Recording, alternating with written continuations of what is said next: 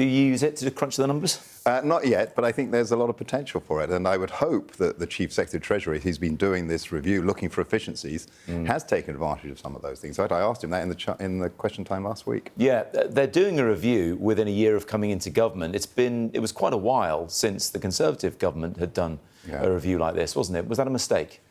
I think circumstances caused that. We had the issues with Brexit, and there was many years of uncertainty, and then we had, obviously, COVID and the massive changes in public expenditure. And you kept changing your leader, of course, as well. Well, that doesn't help either. Absolutely right. But I think what we have now is the government's got a very large majority, and they don't currently have the same kind of huge issues that are affecting us, other than the issue of defence, which quite rightly Mr Coates was just talking about. So this is the time to do the review, and I think it's right there that the Chancellor is looking at for 3 years to give some certainty for departments. Yeah, because last year the most senior civil servant at the time, Simon Case, did write to the former Chancellor Jeremy Hunt saying you really should have done this kind of thing more regularly when you're in government. They wouldn't have left what the Labour is saying was that £22 billion black hole. Well, I don't think the OBR thinks there's a £22 billion black hole. That really is a confection by Rachel Reeves to justify the significant tax increases that she imposed on British businesses. And by imposing those taxes, she's now reaping what she has sown with lower growth expectations in the UK economy, lower wage growth for employees, and actually fewer jobs for people. And that's the background, the context for some of these difficult decisions that she's now going to have to make about public expenditure. But when you look at the predictions coming from the IMF and in recent days the OECD, our economy is still growing. Yes, slightly downgraded, but still around 1.2, 1.3% this year. And it was a good start in the first quarter. They are getting the growth that they want. Well, I think a year and a half ago, they were criticising growth rates that were higher than that in the UK economy. So I think I want to get into the he said, she said about things. The fundamental point is people want to see public services improve. The context, particularly with more money being needed for defence, and it seems like even more money being needed for defence, means that other departments have to look at what, the government has to look at what they can spend on each department. Yeah. And in that, the big decision to look for, I think, is what is the decision the Chancellor makes about health? Because the health budget is such a large proportion of public expenditure now that if the Chancellor decides to do 3%, that means there will be real cuts in other departments. Yeah. If she decides to give health the same as everyone else is getting, then all departments will see actual real increases. You know, the biggest impact on the National Health Service is there hasn't been a plan from successive governments for social care in this country. Quite right. Is it just too big an issue for any government to properly grapple with? Well, we did try, going back under the coalition government. There was a serious attempt with the Dilnot report.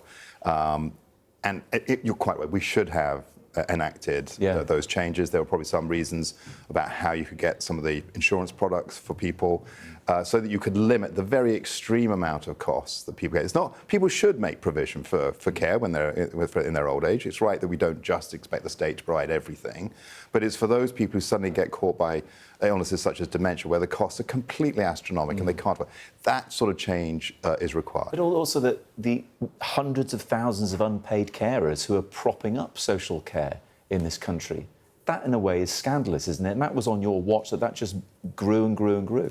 Well, we'll talk about unpaid carers in a minute. It's slightly different. But if you talk about the care sector, so home care, domiciliary care, one of the big issues going back 10, 15 years ago was that those wage rates were very, very low because many were on minimum wage, in some cases below minimum wage. What's happened over the period of the Conservative administration was a really concerted effort to increase low wages. That disproportionately meant that there was a big impact on care workers, improving rates of pay in care, quite rightly. And that's a record the Conservative Party, I think, should be proud of.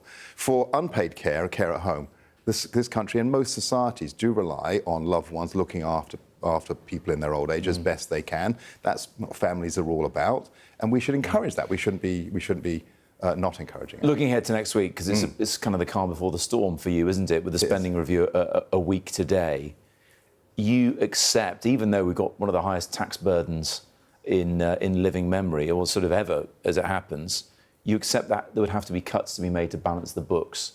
What would you do if you were the guy trying to speak to your departmental colleagues and telling them the difficult truths?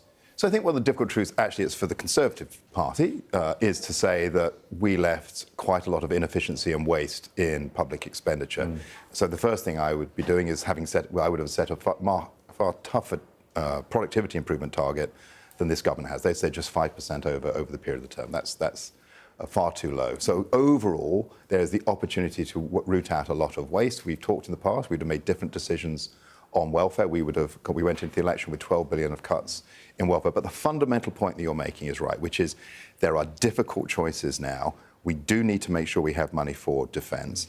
And the key thing to look out for is on healthcare expenditure. Because if healthcare demands more and more money, and where I am, we're not seeing the results for all that money through the NHS. Rather than looking for efficiencies in the NHS, other departments will start to suffer, including things like policing, which many people worry about. Yeah, not least Mark Rowley is the most senior police officer in the entire country. Richard Fuller, thank you very much. Thank you.